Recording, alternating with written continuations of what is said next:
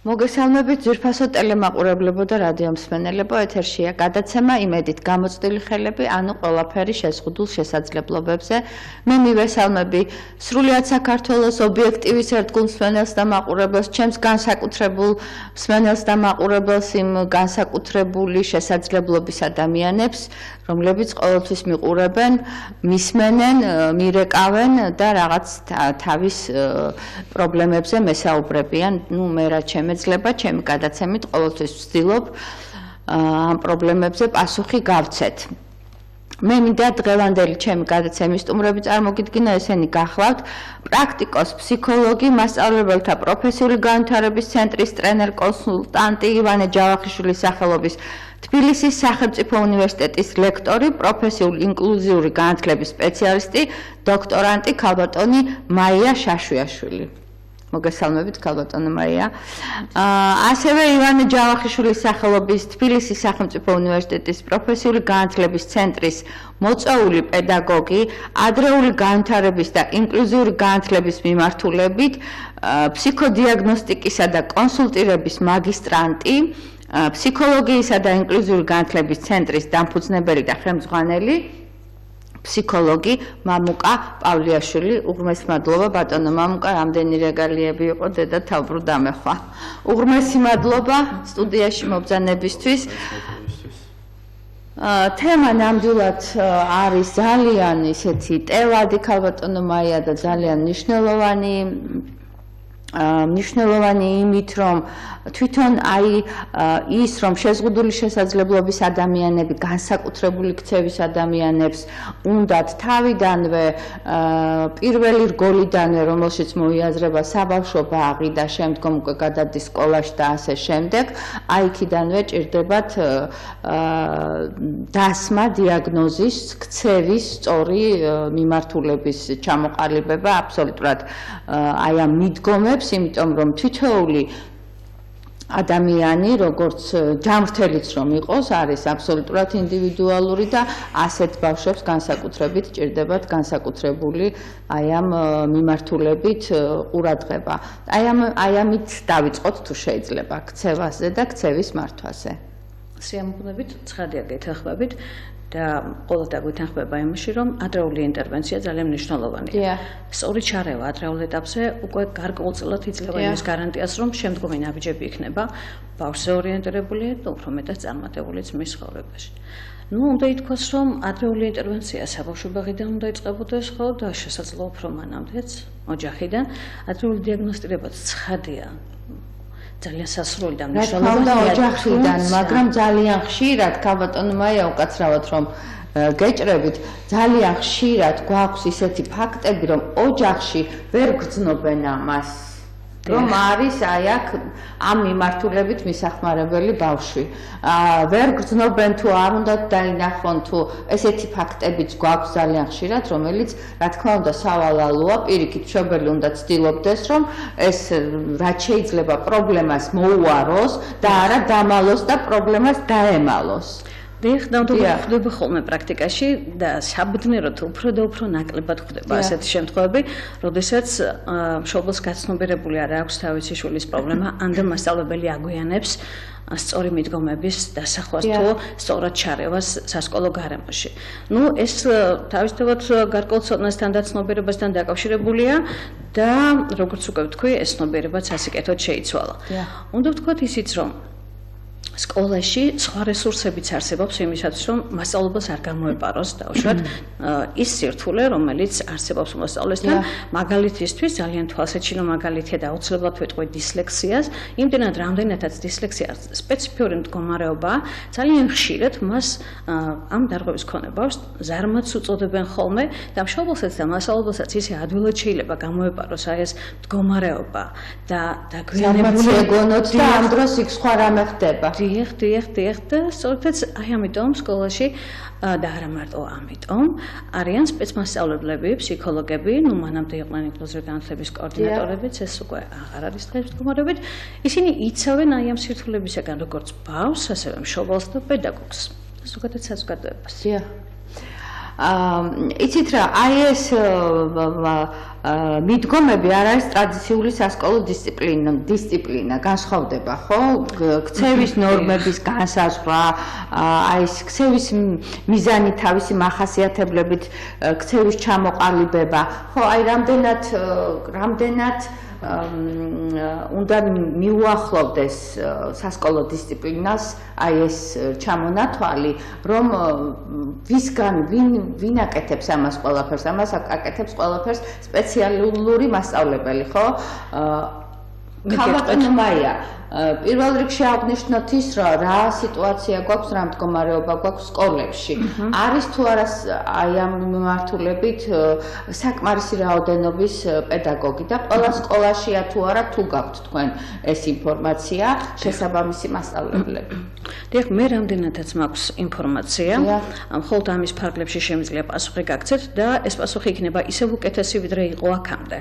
10 წლის განმავლობაში დინამიკაში მე ვაკვირდები ამ პროცესს, ვინაიდან ჩართული ვარ, მასში და ნამდვილად პოზიტიური შედეგებია, თუ გინდ იმ თვალსაზრისით, რომ თუ აქამდე 6 ბავშვზე იყო განკუთვნილი, ასე მოვიაზრებდით 6 ბავშვის არსებობის შემთხვევაში სპეციალური საჭიროების მქონე ბავშვს გულისხმობს სკოლაში, ერთი სპეცპედაგოგი ინიშნებოდა.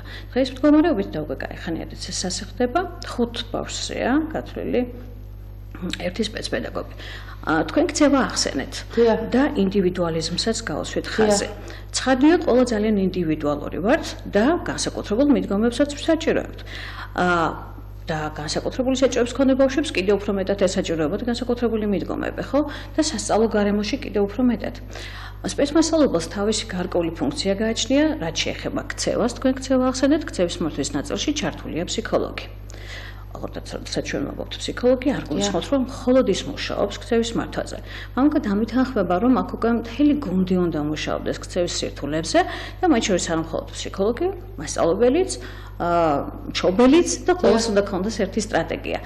მამუკა, ჩვენ ძალიან დიდი გამოწვლილება გვაქვს რთული ქცევის მქონე ბავშვებთან მუშაობის და ბევრი წარმატებაც მიგვიღწევია, მათ შორის არა მარტო სასკოლო გარემოში, რთული ქცევები ნებისმიერ სივრცეში შეიძლება არსებობდეს, მათ შორის ასეთი ქცევები შეიძლება გამოვლინდეს საბავშვო ბაღშიც და ზოგიერთ შემთხვევაში ამას შეიძლება ადგილი ქონდეს პროფესიულ სტუდენტთანაც.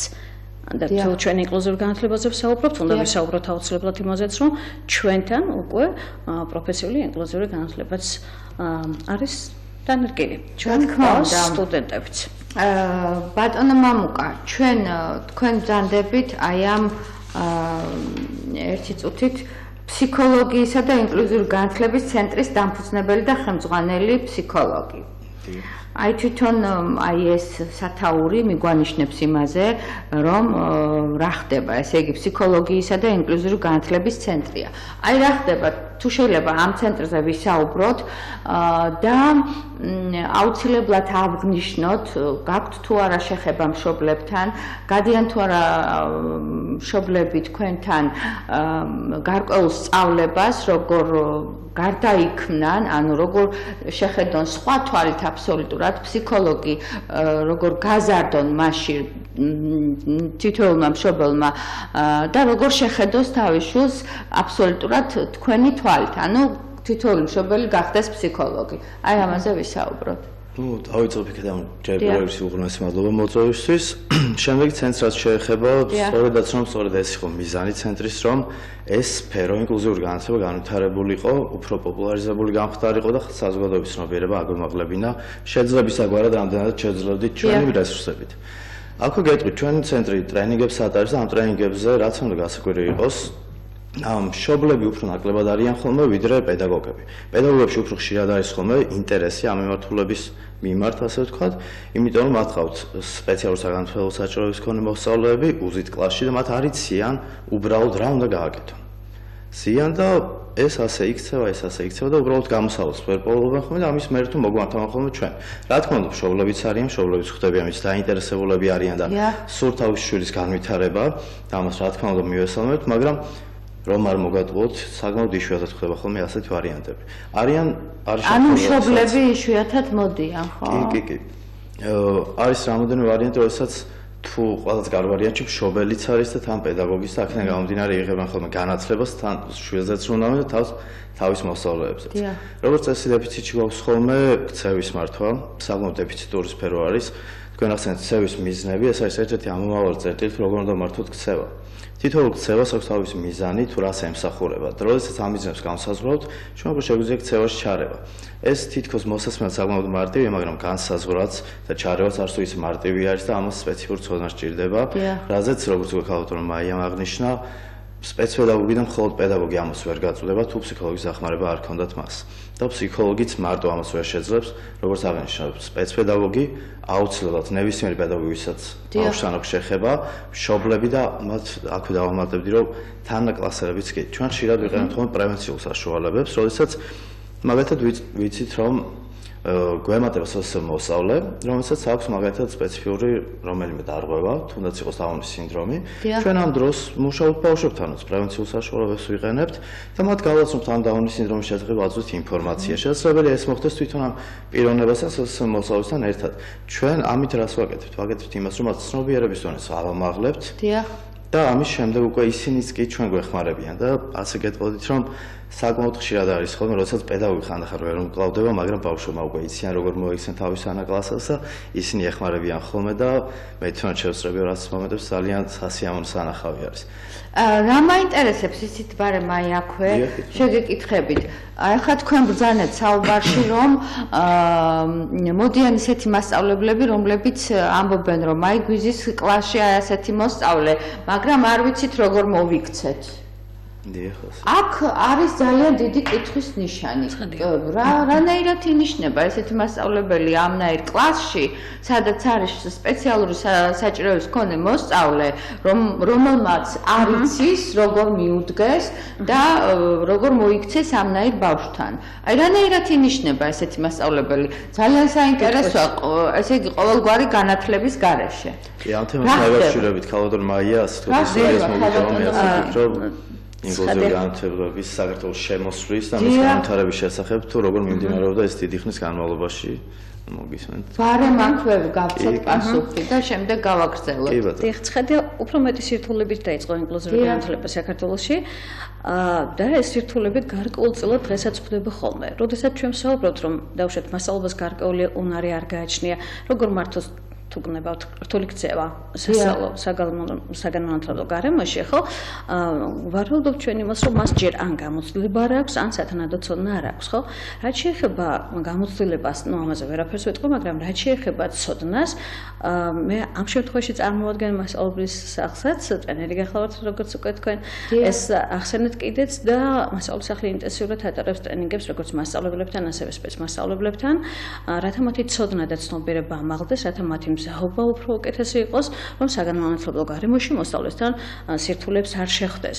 მაგრამ დამეთანხმებით ყოლა, რომ ტრენინგები შეიძლება საკმარისი არ იყოს იმისათვის, რომ გქონდეს სათანადო ცოდნა მართო სასწავლო პროცესი ისე ხარისხიანად, როგორც ეს ყველა მშობელს უნდა, ან ყველა ბავშვს ესაჭიროება.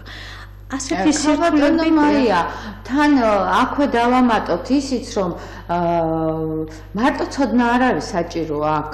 აქ საჭიროა, ადამიანი უნდა იყოს ძალიან მოტივირებული, უნდა გესმოდეს ეს ძალიან ღრმა პროცესი, რომ ეს არის განსაკუთრებული ადამიანი, ეს არ არის ჩვეულებრივი ბავშვი.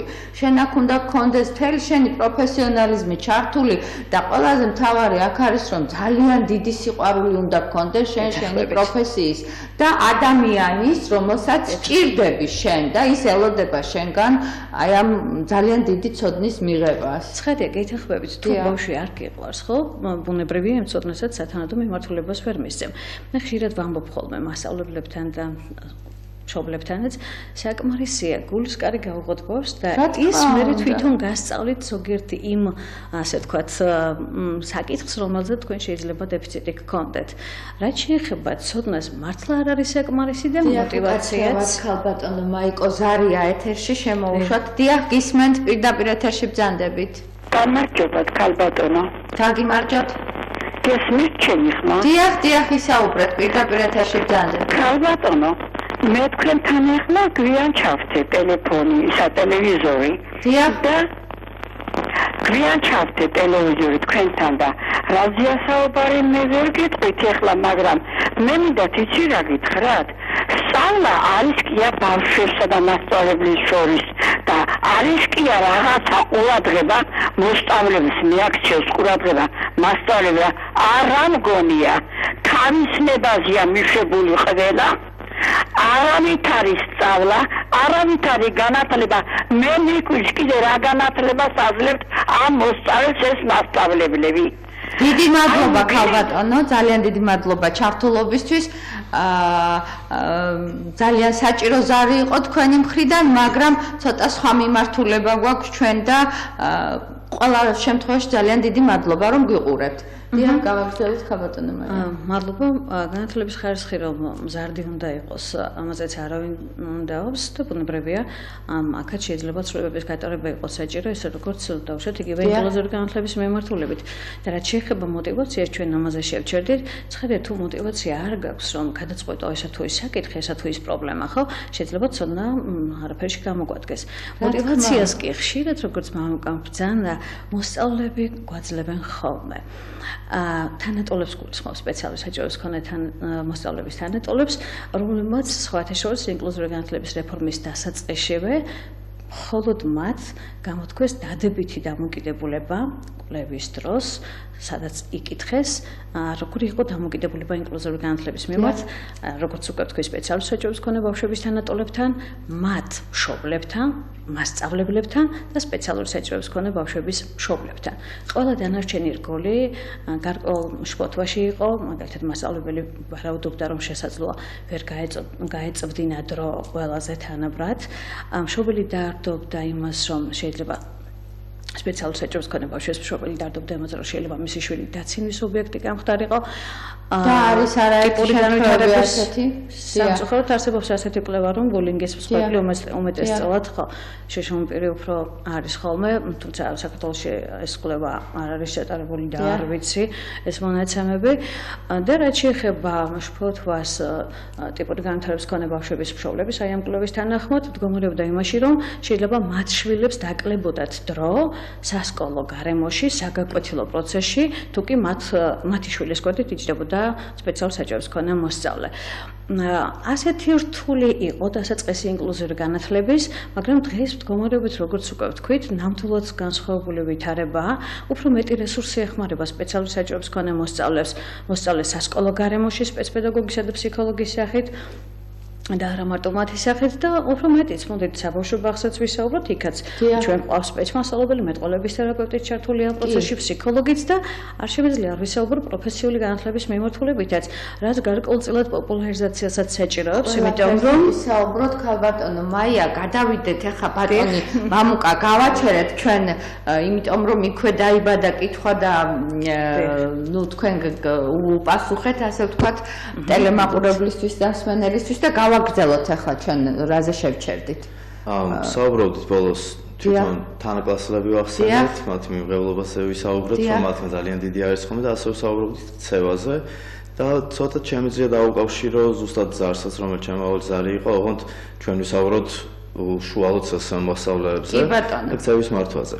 იმ შემთხვევაში, როდესაც პედაგოგს მართლაც რომ არის ასეთ მდგომარეობა საქართველოში, რომ 30 ბავშვი უზის და 30-ზე მეტი ბავშვიც, რა თქმა უნდა, ყველა ბავშვის ყურადღების თანაბრად გადანაწილება რთულია და აქედან გამომდინარე ზოგი ბავშვი უგულებელყოფილი რჩება ცალკე, ეს ერთი ვარიანტი და მეორე კატეგორია არის, როდესაც ეს ბავშვები არიან უფრო მეტად წინ წამოჭრილები, ასე ვთქვათ, წინარიგში ზიან, სათოსნების რიგი რომ დავარქვათ და როგორც წესი, ისინი იღებენ ხოლმე პედაგოგისგან დიდ ყურადღებას, უფრო მეტ ყურადღებას ვიდრე დანარჩენები.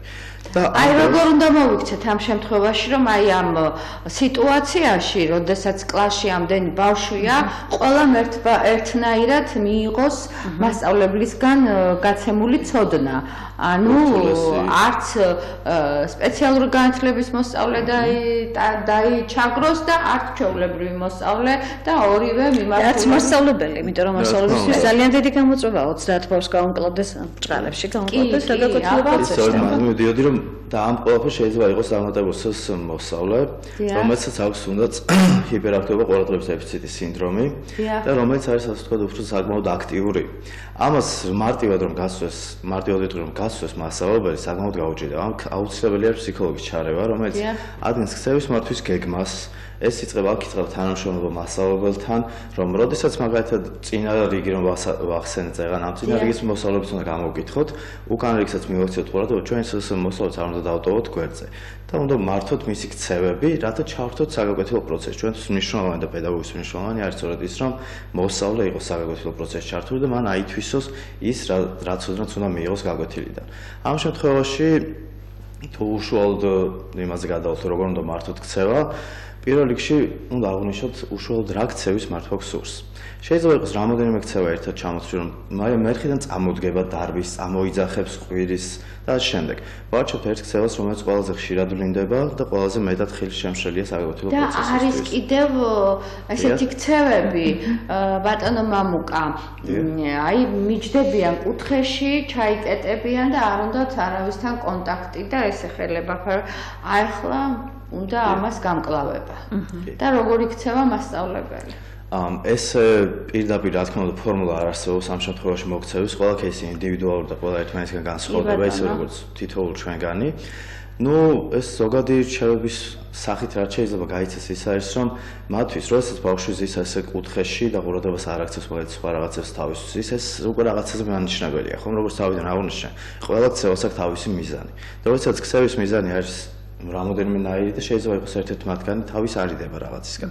შეიძლება ეს ქცევა სწორედ თავის ამრიდებლური ქცევა იყოს და ბავშვი ამ ჩუმად ჯდომით მას დასწავლილი ქონდეს, რომ მე როდესაც ჩუმად ვძივარ ბოლოში, წყნარად ჩემთვის, პედაგოგი მე გაკვეთილს არ მეკითხება და არ მომაყოლებს ხოლმე. ეს სწორედ იმაზე მიუთითებს, რომ მისთვის სირთულე გაკვეთილის მოყოლა და სწორედ ეს შეიძლება იყოს მისი უკან რიგში ჩუმად ჯდომის მიზეზი. ამაზე ზრუნვა უნდა დავიწყოთ იმით, რომ აღმოვაჩინოთ მის შესაძლებლობები განსაზღვროთ. ინკლუზიური განათლების და ზოგადად დოკუმენტები, რაც ეწარმოება და რითიც მიდის მუშაობა, პირველ რიგში არის დაფუძნებული შეფასებაზე, ამით ვიწყებთ ყველაფერს და ვაფასებთ რას? ბავშვის ძლიერ და სუსტ ხარებს. და შემდეგ უკვე ძლიერ მხარების დაყრდნობით ამ სუსტ ხარების წინ წაწევაზე ვზრუნავთ. ამ შემთხვევაში უნდა შეფასდეს ეს ბავშვი, იქნება ეს პროფესიული შეფასება, რომელიც შეუძლია მასწავლებელს გააკეთოს აკადემიურ უნარებში და შეიძლება იყოს ეს ნეიროფსიქოლოგის მიერ შეფასება, რომელშიც საკმაოდ ბევრი უნარი ფასდება ინტელექტის კოეფიციენტიდან დაწყებული სხვადასხვა უნარებით დამთავრებული. და ამ შეფასების შემდეგ ჩვენ უკვე აღმოვაჩინეთ, რომ შეიძლება როგორც უკვე ქალბატონო მაია დისლექსია ახსენა, შეიძლება უბრალოდ ზარმაცისას შუმი მშვიდი ბავშვის იარაღი ქონდა მიწებებული, მაგრამ რეალურად მას სწავლის კი სირთულები აქვს, მაგალითად პირველ კლასში თუ 400 სიტყვებს კითხულობს სხვა ბავშვი, მას 160-ს უჭირს. და ამის გამო მან დაისალა რომ ჩუმად იჯდეს და შეიძლება თავიდანაც ვამბობდი მეორე ვარიანტი იყოს. მეორე ბავშვი დაისალა, როდესაც მასწავლებელი მივა მასთან, რომ ეკითხება გაკვეთილს, ის წამოდგება, იყვირებს, იჩქულებს და ამის შემდეგ თუ მასწავლებელი გააგრძელებს გზას აღარ მოაყოლებს, ის ამ ქცევას დაისწავლის. ის მიაღწევს თავის მიზანს, რომელიც იყო თავის არიდება რაღაცისგან. აქედან გამომდინარე, ჩვენ პედაგოგებს უნდა გქონდეთ ჩემი აზრით და მართლაც სწავლობენ კიდეც, ნელ-ნელა ძალიან პოზიტიურად ვუყურებ ამ მიმართულებას, იმიტომ რომ დღითი დღე ვითარდებით, თუნდაც ტრენინგები რო ვახსენეთ, დღითი დღე უფრო და უფრო მეტი ადამიანი ინტერესდება, ესწრება და იღებს ამ განათლებას და რა თქმა უნდა ისინი სხვებს თანათლებენ და აქედან გამომდინარე, ამ პედაგოგებსაც ჭირდება სპეციფიური ცოდნა. თუნდაც დავიწყოთ იმით, რომ როდესაც ჩვენ ხედავთ, რომ ასე ზის ბავშვი ჩუმაწყნარ თავისთვის, ან წამოიყვირებს, ჩვენ უნდა ვკითხოთ მას, რა არის ამის მიზეზი, ასე რატომ ზის, რაიმე სირთულე ხომ არ აქვს. როგორც იყო, რა თქმა უნდა, ერთხელ ჩვენ თუ გულს გავუხსნით მათ, ისინიც გაგვიხსნიან და ისინიც გულსფრად გვეტყვიან თუ რაში არის სირთულე, რა პრობლემა აქვს და რატომ იქცევა ასე. ამის შემდეგ ჩვენ უკვე გაგვიმარტივდება მის ქცევების, ასე ვთქვათ, მართვა და ამ ქცევებში ჩარევა. იქნება ეს უფრო მეტად ყვირილის და ხმაურის მიმართულებით, თუ უფრო პირიქით სიმშვიდე და სიწყნარის მიმართულებით. არ აქვს მნიშვნელობა. ძალიან დიდი მნიშვნელობა აქვს ასევე ჩემი აზრით აი იმ კლასის ბავშვების ჩვეულებრივი ბავშვების ოჯახებში მშობლები საუბრებს ამ ბავშვებთან რომ თქვენ გვერდით ზის ასეთი სპეციალური განათლების საჭიროების მქონე ბავშვი რომელთანაც არა მარტო განათლების განსაკუთრებული წესებით მიდგომაა საჭირო, არამედ თქვენგან არის საჭირო პირველ რიგში ურთიერთობებში, ესე იგი არ იყოს ეს ბავშვი შეზღუდული, იგრძნოს იმან რომ ის სივრცე, რასაც კლასი ქვია, მისთვის არის ისეთივე შინაური და ახლობელი და თბილი, როგორც დავუშვათ თავის სახლში. კეთილგანწყობილი გარემო. კეთილგანწყობილი გარემო, კი ბატონო, რომ ის მოერგოს იმ გარემოს და გაეხსნას იმ გარემოს პირველ რიგში ბავშვებს და შემდეგ უკვე მასწავლებლებს. და აი ეს მასწავლებლები ეს თქვენი ცენტრის გარდა არის კიდევ სხვაგან კიდევ ესეთი სპეციალური არის ხო? იმიტომ რომ მე ვიცოდი რომ არ იყო ესეთი ცენტრები საკმარისი რაოდენობის მასწავლებლების გადამზადება ვერ ხდებოდა სპეციალური საჭიროების მქონე მოსწავლეების აი ამ სკოლებისთვის რომ ყველა სკოლას ყოლოდა. ეხლა რა სიტუაციაა? ახლა ასე ვიტყოდი, ნენეო პოპულარიზება ხდება ამ პროფესიის და გადამზადებაც უფრო მეტი ასე თუ სხვა ცენტრებიც არსებობს, რა თქმა უნდა ისინიც ამზადებენ და მოთხოვნაც მე ვფიქრობ და როგორც მე ვატყობ, ასე ვიტყოდი, იზრდება, როგორც ხალხის მიმართ არიან პედაგოგები, რომლებსაც საერთოდ არ უმუშავიათ მაგალითად რაღაც სწავლის დამთავრების შემდეგ წლების განმავლობაში აიღეს შესვენება და ამის შემდეგ ახლა აგრძელებენ სპეცპედაგოგად მუშაობას, იღებენ ამის განათლებას, მიდიან გასაუბრებლებზე და იწყებენ მუშაობას საკმაოდ ხშირად და ბევრ სხვადასხვა სკოლაში. ჩემი აზრით აქაც პოზიტიურად ვარ განწყობილი პოპულარიზება ხდება და იზრდება მოთხოვნა იმის გათვალისწინებით, რომ ხარისხიანი კადრები იშვიათია, აქედან გამომდინარე მოთხოვნა ხარისხიან კადრებზე დიდია და გადამზადების სურვილი საკმაოდ ბევრი ჩდება და უკვე იგებს ხალხი, რომ აი ესეთ პროფესია შემოვიდა ახალი სრულიად, რომელზეც უნდა დავეხმაროთ ამ ბავშვებს, ვით უმეტეს ისეთ პიროვნება, ვისთვისაც ეს მიმღებლობა საკმაოდ მაღალი, მისთვის ეს პროფესია შეიძლება საყვარელ პროფესიადაც იქცეს და არა უბრალოდ შემოსავლის წყაროც და როგორც წესი ასეთი ადამიანები არიან ხოლმე, იმიტომ რომ როგორც უკვე ითქვა, თუ ეს სიყვარული და განცდა არ გაქვს იმ საქმისადმი, რაც გიყვარს, გაგიჭირდება.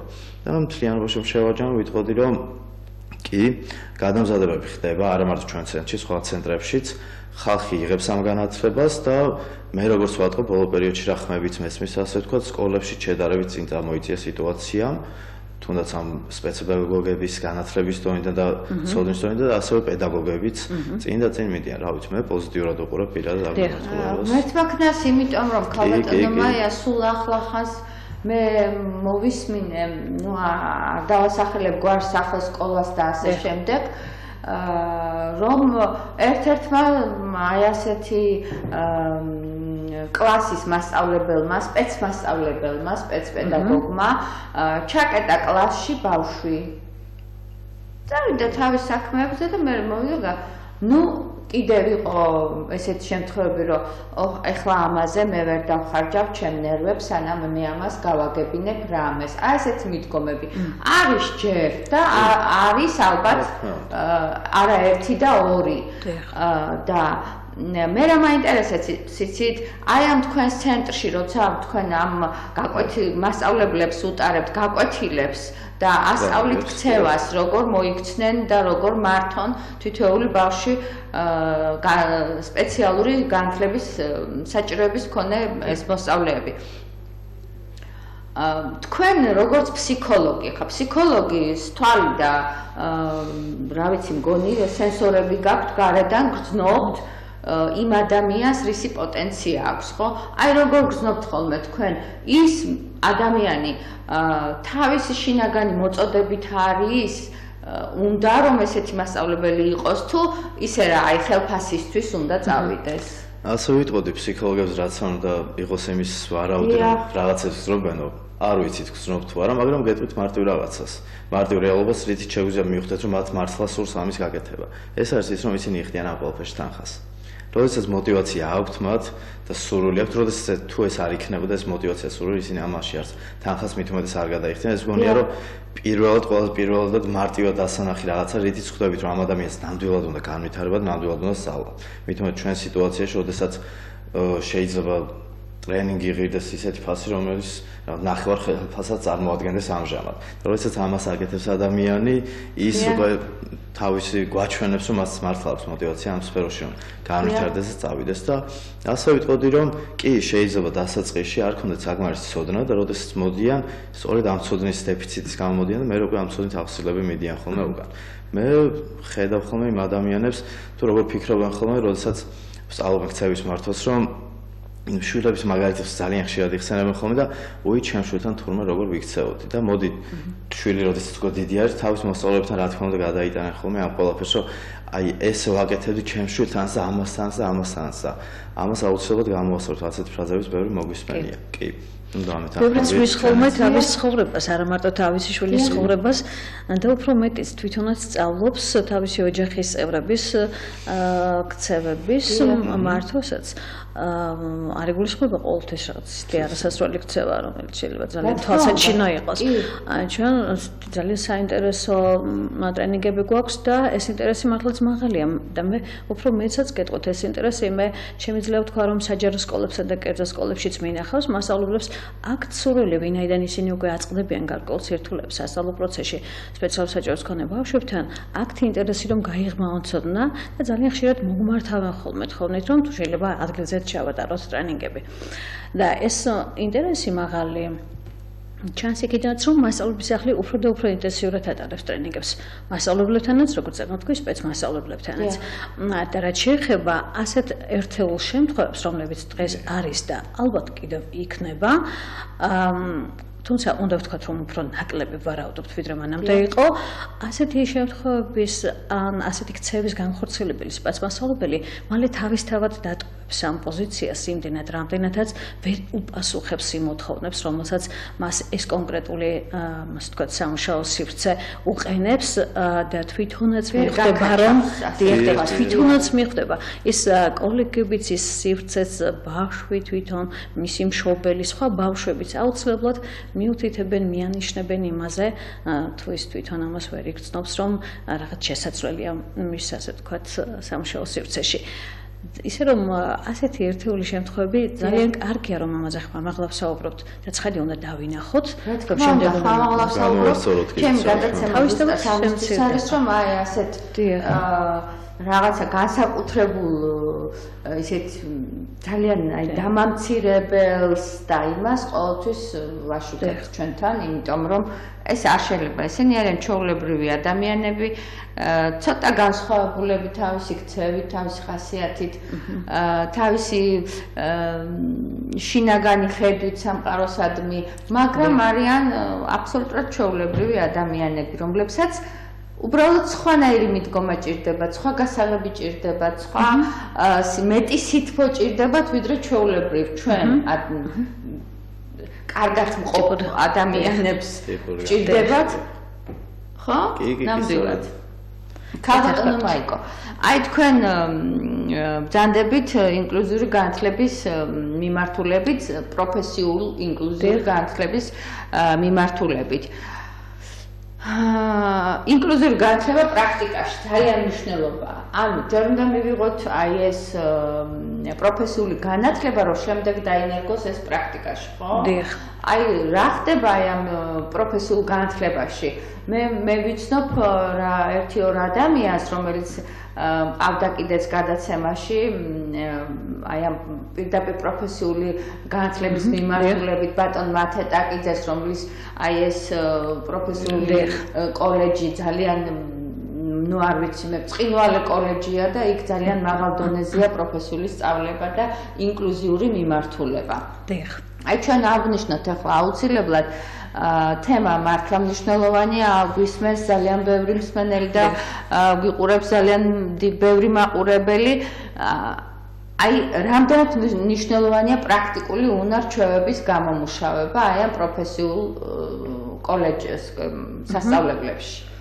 რასაკვირველია ძალიან მნიშვნელოვანია და განსაკუთრებით მნიშვნელოვანია განსაკუთრებული საჭიროების მქონე ადამიანებისთვის, ხო?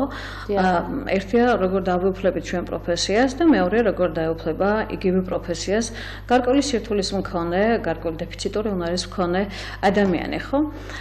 უნდა ვთქვათ, რომ ნამდვილად ასკეთო ნაბიჯები იდგმება პროფესიული განათლების მიმართულებით და ატიპური განათლების მქონე სხვა სირთულების მქონე ადამიანებს აქვთ უფლება, საშუალება, პირობები რომ გააგრძელონ ცოდნის გაღრმავება, სწავლა გააგრძელონ და ითვისონ პროფესია. ერთ-ერთი ასეთი სივრცე გახლავთ ევანჯელიშვილის სახელობის თბილისის სახელმწიფო უნივერსიტეტის პროფესიული განათლების ცენტრიც, სადაც ნამდვილად საუკეთესო პირობები აქვს სპეციალური საჭიროების მქონე სტუდენტებს, ძალიან დიდი მსრუნველობით და ძალიან დიდი რუდუნებით ეუფლებიან ისინი სასწავლო პროცესის სხვადასხვა მოდულების ათვისების, ასე ვთქვათ, პროცესს. რაც შეეხება მიდგომებს, აქაც სახელმწიფოს მხრიდან ორი სიტყვით აუცილებლად ვიტყვი ამას, არის ბევრად უკეთესი, ვიდრე 5 სიტყვით ვთქვათ, 5 სიტყვით. ბევრად უკეთესი მეტითაც. ცხადია, იმიტომ რომ მე მინდა რომ ყველას მიეცეს, ვისაც ამის სურვილი აქვს, განათლების მიღების შესაძლებლობა, ეს პლატფორმა უკვე არსებობს და რატომაც არა, უნდა გავაგრძელოთ სწავლა, ხო, ყველა. რაც შეეხება ამ მხარდაჭერას, ჩვენ სტუდენტებს აქვთ საშუალება საჭიროების შემთხვევაში და დადასტურებული საჭიროების შემთხვევაში ასისტენტი ეხმარებოდეთ სასწავლო პროცესში. არა მხოლოდ ასისტენტი, ტრანსპორტირების მხარდაჭერაც შეიძლება მათ მიეცეთ. შესაბამისად, როგორც ტრანსპორტირების მხარდაჭერა, ანუ უნივერსიტეტში ამ სასწავლებელში მოყვანა და წაყვანა, ხო? ჩვენ მქონია ასეთი შემთხვევები და უახლოეს მომავალში კიდევ გვექნება. დიახ. საჭიროება, როდესაც დადასტურებულია, ჩვენ მაქსიმალურ მხარდაჭერას ვუწევთ და არა მარტო სტუდენტებს, პროფესიულის, არამედ სკოლის მოსწავლეებსაც ეს მხარდაჭერა, მათაც ნამდვილად აქვთ. რაც შეეხება პროფესიული ინკლუზიური განათლების სპეციალისტის მხარდაჭერას, ამაზე უკვე ჩვენ ვისაუბრეთ, ჩვენ ვეხმარებით, რომ სასწავლო პროცესი იყოს მათზე მორგებული, ცხადია პედაგოგებთან ერთად. მართლაც ყოველს მოუწოდებ ბავშვებს, ვისაც უკვე აქვს სკოლა დამთავრებული, გააგრძელონ სწავლა პროფესიული განათლების მიმართულებით, ჩვენ შეგვიძლია 9 კლასს დამთავრებულ შემთხვევაშიც და ცხადია, როდესაც სრული სასწავლო კურსი აქვს გავლილი მაგ შემთხვევაშიც. აი, როგორ ხდება თქვენთან ბავშვების მიღება, რა კრიტერიუმებით არის აი ამ პროფესიულ სასწავლებელში მიღება, ქალბატონო მაია, რომელიც თქვენ ახსენეთ, მდებარეობს, არსებობს ივანე ჯავახიშვილის სახელმწიფო უნივერსიტეტში. მე არ ვიცოდი, დღეს პირველად გავიგე რატომღაც. უნივერსიტეტთან არსებული პროფესიული განათლების ცენტრი. კონკრეტულად რა მიმართულებით, რა პროფესიებს ეუფლებიან აი ამ კონკრეტულ სასწავლებელში? სტუდენტები. რამოდენიმე მიმართულება, ეს ინფორმაცია ოფიციალურად უფრო ზუსტადაც დევს ჩვენ საიტზე, ცხადია. და არ მინდა რაიმე გამორჩეს, ამიტომ ცხადია ბოლოს ჩემს ახლა დავწყებ. მოთხოვნადი ისინი რომელი აქვთ? ბიბლიოთეკარი, გიდი, ბაგაბაღის აღზრდელ პედაგოგი, ტუროპერატორი და ნუ ბევრი ასეთი სხვა. ჩვენ გვყავს 6 სპეციალური საჭიროების მქონე სტუდენტი და ასე აი ამ ძალიან პოზიტიურ გარემოში, მათთვის კეთილმოწყობილ გარემოშიც აუწევთ სასწავლო პროცესში ჩართვა. და რა მაინტერესებს ქალბატონო მაია, აი დაუშვათ ჩამოვიდნენ რაიონიდან და არა აქვს თბილისში საცხოვრებელი. ამ შემთხვევაში რა შვება? როგორ აკმაყოფილებს თქვენი პროფესიული სასწავლებელი? გააქვთ ისეთი პირობები დაუშვათ ადრე იყოს სტუდქალაქი დაუშვათ, აი ესეთი რაღაც პირობები რომ დარჩნენ. საცხოვრებელი ადგილი თუ გააქვთ ისეთი სტუდენტებისთვის? ამის შესახებ მე არ მაქვს ინფორმაცია, რაც ხო ამ შემთხვევაში ვერ გეტყვით, პასუხი არ მაქვს. თუმცა დარწმუნებული ვარ, გარკვეულ სხვა კოლეჯებს თუ პროფესიული განათლების ცენტრებს შეიძლება მსგავსი მხარდაჭერის საშუალება გქონდეთ. ეს ძალიან კარგი იქნება, რომ აი ეს პრობლემები მოგვარებული იყოს, აი ამ მეწევან მახსენე ბატონი მათე ტაკიზე, აი ამ კოლეჯში, მის კოლეჯში სპექტრი. ესე იგი, აბსოლუტურად ყველაფერი აქვთ მოწესრიგებული. იმ მომენტისთვის თუ რაიონიდან არის სტუდენტი, იმ მომენტისთვის თუ ესე იგი მისაყვანია და მოსაყვანია, ტრანსპორტით უზრუნველყოფა და აბსოლუტურად ყველაფერი.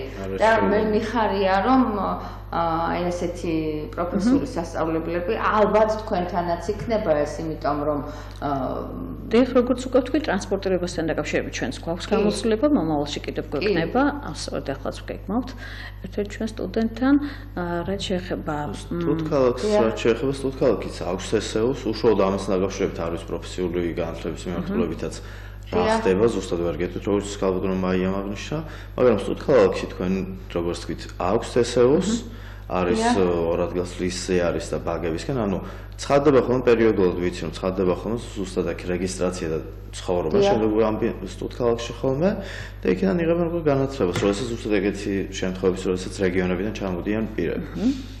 და აქედან გამომდინარე ამ ინფორმაციის უფრო ზუსტად მიღებისთვის TSO საიტზე, TSO-ი არის და იქვე არის საკონტაქტო ნომრები და შეგიძლიათ ნებისმიერმა დარეკოთ, მოუწოდებთ, იმიტომ რომ არის ის ძალიან ბევრმა, რომ არსებობს რაღაცა პროფესიულ სასწავლებლებში, რომ შეუძლიათ მოსწავლეებს, რომ განაგრძოთ სწავლა, მე მოუწოდებდი მათ, რომ ნახონ, მოიძიონ ინფორმაცია და ისინი აუცილებლად შეძლებენ ამ ყველაფერს და მათი შვილები სულაც განაგრძობენ სწავლას და რისთვის არის პროფესიულ სასწავლებელი, კარგი და საჭირო. იმისთვის, რომ მან შემდგომ დამოუკიდებლად მუშაობა შეძლოს და კონდეს დამოუკიდებლად შემოსავალი. ეს საკმაოდ მნიშვნელოვანი რაღაცა. შეიძლება კი სკოლის დასრულების შემდეგაც მის შესაძლებლობებიდან გამომდინარე რაიმე საქმე მოუძიოთ და იმუშაოს, როგორც მაგალითად ნებისმიერ სხვა ვაკეთებთ, რომ ჩვენი შესაძლებლობებიდან, ჩვენი სურვილებიდან და ინტერესებიდან გამომდინარე პოულობთ პროფესიის ანალოგიურად მათაც შეიძლება, მაგრამ გადამზადებ როგორც ჩვენ მაგალითად მე ფსიქოლოგიაზე ვსწავლობ, მათ შეიძლება ისწავლონ იმ პროფესიულ კურსებზე, სადაც რომელსაც გული გაუძევთ, რომელსაც ინტერესი ექნება და სამომავლოდ დასაქმდრე, იმიტომ რომ გვაქვს განათლებაშიც ყავს სტუდენტი, რომელიც დასაქმებული არის, ესეც სტუდენტი არის და არის დასაქმებული, მას აქვს შემოსავალიც აქვს. ეს ყველაფერი შესაძლებელია და ეს უბრალოდ გონია რომ ბევრმა არ იცის, მაგრამ ახლა იმედია საკმაოდ ბევრი ადამიანი გაიგებს და ჩაერთვება ამ სფეროში და ამ მიმართულებით და იზრუნებს კიდევ უფრო მეტად ბაღის და სკოლის იქეთ კიდევ განვითარებას. ხედია. დასაქმებაზე ჩვენ გვყავს ნამდვილად ესეთი სტუდენტები, ვინც დასაქმებულია და ჩვენ ერთგვარად მოვალენიც ვართ, რომ მათთვის სამუშაო სივრცე განმოშევქნათ. ალბათ ყველამ ერთად უნდა ვიფიქროთ იმისათვის, რომ მათ დამოუკიდებლად ცხოვრებისთვის პირობები შევქმნათ. ქალბატონო მაია, საინტერესოა კიდევ ერთი მომენტი. აი პროფესიული კოლეჯის სასწავლებლის დამთავრების შემდეგ მოსწავლეს სად უხდება თავისი ადგილის დამკვიდრება. ანუ ეს კერძო სტრუქტურები არიან თქვენ გეხმაურებიან თუ თქვენ ძებნით სამსახურებს ამ ბავშვებისთვის თუ სამუშაო ადგილებს თუ როგორ ხდება მათი დასაქმება? ეს არის სპეციალური ჯგუფი მუშაობს, რომელიც პოულობს რამე გარკვეულ ადგილს. ეს არ არის ადვილი პროცესი, იმის გათვალისწინებით, რომ სამუშაო ადგილები შეზღუდული შესაძლებლობის მქონე პირებისთვის არც ისე ბევრია, დიახ, და არ არის ადვილი. და ძალიან სპეციფიური თემაა, იმიტომ რომ და შეფასდეს ის გარკვეული უნარები, რაც გაჩნია შეზღუდული შესაძლებლობის მქონე პირს და ის საჭიროებები, რაც მას აქვს იქ სამსახურში და ამის რელევანტური, ასე ვთქვათ, უნარები, ესე ჭიროება ცხადია, და საქმიანობის პროცესში თავისი რესურსით უნდა ჩაერთას მხოლოდ, ხო? რომ მანაც შეძლოს რეალიზება და საქმეშიც ის მონაწილეობა მიიღოს, ის წვლილი შეიტანოს, ის წილი გააკეთოს, რაც მას შეუძლია და რაც მან ისწავლა. ამ კონკრეტულ შემთხვევაში მე ვიტყოდი თუ არის ამის შესაძლებლობა, სადაც არის დასაქმებული ჩვენი სტუდენტი, თუ შემიძლია ამის გაჟღერება, მე ვფიქრობ, რომ ეს სხვებისთვისაც შეიძლება მაგალითი იყოს, მზის შვილებში მუშაობს და ის ეხმარება სხვა ინგალოლაძესთან. დიახ, ინგალოლაძესთან და ინგალოლაძეს აქ შეგვიძლია მადლობა ვუთხრეთ აი ამ ინიციატივისთვის, რაც მართლაც ამაგელთო მინდა რომ იყოს ყველასთვის, რომ შექმნას სხვამაც სახელოსნოში, ხო? ბავშვებს ეხმარება ჩვენი სტუდენტი. თუ სამკერვალო სახელოსნო აქვს, მე მგონი ინგას შეეხმარება ბავშვებს ჩვენი სტუდენტი. სხვა ასაკის, სხვა სირთულების მქონე ბავშვებს ეხმარება დღის ცენტრში გარკვეული საათების რაოდენობა. მისთვის გამოყოფილია სამუშაო. შესანიშნავია, მადლობა უღმესი ინგას. დიახ, ნამდვილად. მიზანდასახული ადამიანი როცა ხარ და იცი შენ აი ამ შენ საქმიანობას რა სიკეთე მოაქვს, ვისთვის არის საჭირო ეს შენი საქმიანობა და პირველ რიგში უფლის წინაშე რამხელა საქმეა, ეს ნამდვილად ყოველთვის ყველაფერი გამოდის. ჩვენ ვახსენეთ ბატონო მამუკა საუბარში, კი ბატონო ვისაუბრეთ მასწავლებლებზე, ვისაუბრეთ მშობლებზე. აი მე რა მაინტერესებს იცით? აი ამ მშობლებს იმის გარდა რომ მოდიან დაუშვათ თქვენ ლექციებს ესწრებიან, რომ ფსიქოლოგიაში რაღაცა გარკვეული განათლება მიიღონ, თუ გძნობთ თქვენ რომ თვითონ მშობლებიც არიან ფსიქოლოგის პაციენტები. საფსიქოლოგე პაციენტები.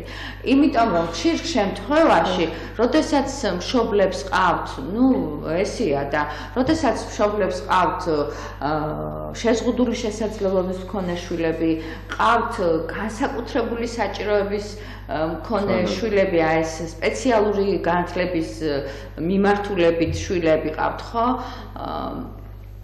მშობელი ძალიან ყველაფერს განიცდის, ძალიან დიდ სტრესშია, ზოგს გონია რომ რაღაც აშინელებაშია და რაღაცა მებში ვარდებიან ეს მშობლები. აი მშობლები მშობლებისთვის გააქვთ რამე სპეციალური აი ეს მაინტერესებს და თუ ყოფილა ესეთი შემთხვევა რომ მშობელს თვითონ თავისთვის დომია თქვენი თავი, თქვენი გამოწვდილება. ასე ვიტყოდი, იმ ფრაზას ვერ დავეთანხმები, რა თქმა უნდა, რომ ყველა ეს მშობლები ფსიქოლოგების ან კლიენტები არიან. არა, ყველა არ მიგულისხმია, ყველა არ, მაგრამ არის ძალიან ბევრი შემთხვევა, როდესაც ითრგუნებიან მშობლები, აი იბნევიან სიტუაციები აღნებთ, იმიტომ რომ არ არის ადვილი ჩემო კარგო წლების მანძილზე იყო ამ ბავშვის გვერდით უარო, ასწავლო, აი შენც მასთან ერთად ნაბიჯ გაიზარდო, ეს არ არის ადვილი, მაგრამ რაღაცა მომენტში იბნევიან, იმიტომ რომ მშობელიც ადამიანია ჩვეულებრივი, ხო შეიძლება ძლიერია რაღაც სხვანაირად თავიდან, მაგრამ იღლება. საწყის ეტაპზე განსაკუთრებით, იმიტომ რომ არც სერვისებია საკმარისი მშობლის მხარდამჭერი და ძალიან ხშირად არაერთ სპეციალისტთან უწევს იმის გარკვევა თუ რა მდგომარეობასთან აქვს საქმე, ან როგორ დაეხმაროს თავის შვილს. სამწუხაროდ ნეგატიური გამოწვლებებიც გვაქვს და ასეთ შემთხვევაში მშობელი ნამდვილად საჭიროებს ხოლმე მხარდაჭერას და მხარდაჭერისთვის კიდეც მოგმართავენ. და გარდა მოსწავლეებისა, ისედაც ქსევის სირთულეებზე თუნდაც როდესაც მუშაობა მიდის, ტიპური განვითარების დროსაც კი, როგორც წესი და რიგია მშობელთანაც საკმაოდ ბევრი არის ხოლმე სამუშაო. თუნდაც ქსევის სირთულეებზე, აქედან გამომდინარე ეს ყველაფერი რა თქმა უნდა საჭიროა და არის მართლა მომენტები რომ როდესაც მშობელი უბრალოდ ჩიხში შედის და გამოსავალს ვეღარ პოულობს ან ასე ვთქვათ გაიჭედება და აღარ იცის საით წავიდეს. როგორც ასე იბნევიან, ძალიან ბუნებრივიც არის, როგორც ჩვენ მაგალითად ექიმთან მივდივართ გულის პრობლემების შესაფასებლად და სამკურნალოდ ანალოგიურად ფსიქოლოგებს მაგისთვის არსებობენ რომ მშობლები მივიდნენ მათთან და იკითხონ რჩევა და დახმარება. ბუნებრივი ესაც ხდება ხოლმე, მაგრამ არის მომენტი როგორც ხალხმა მაიამ აღნიშნა რომ არ იციან ვისთან მივიდნენ და ვისთან იკითხონ ეს ყველაფერი. რომ აი რა გავაკეთე როგორ მოვიქცე. გზას ვერ პოულობენ. კი, ამას ძალიან დიდი მნიშვნელობა აქვს.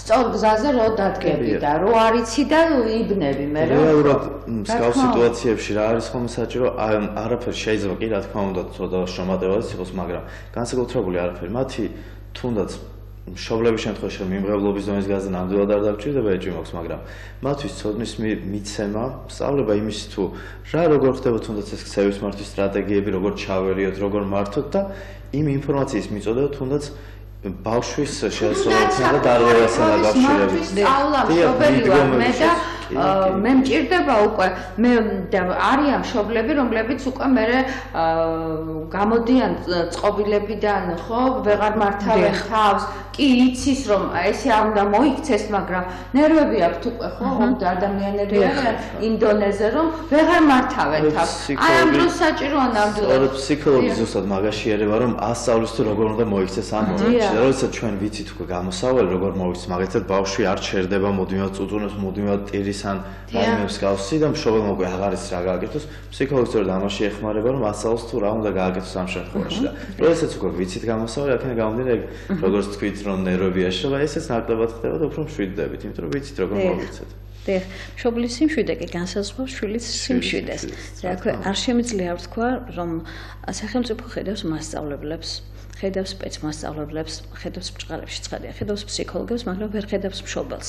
მშობელს სახელმწიფო ვერ უზრუნველყოფს სათანადო განათლებითა და გამოცდილებით, მათ შორის რომელიც უნდა დაიწყოს ფეხმძიმობის პერიოდშიც და ბუნებრივია ეს ცენტრში თვითონ და ჩვენ გვინდა რომ მთავრობამ, ხელისუფლებამ დაინახოს მშობლები ბავშვებთან ერთად და როგორც ბავშვებს აქვთ მთელი რიგი საჭიროებები, ასევე მშობლებს აქვთ მთელი რიგი საჭიროებები.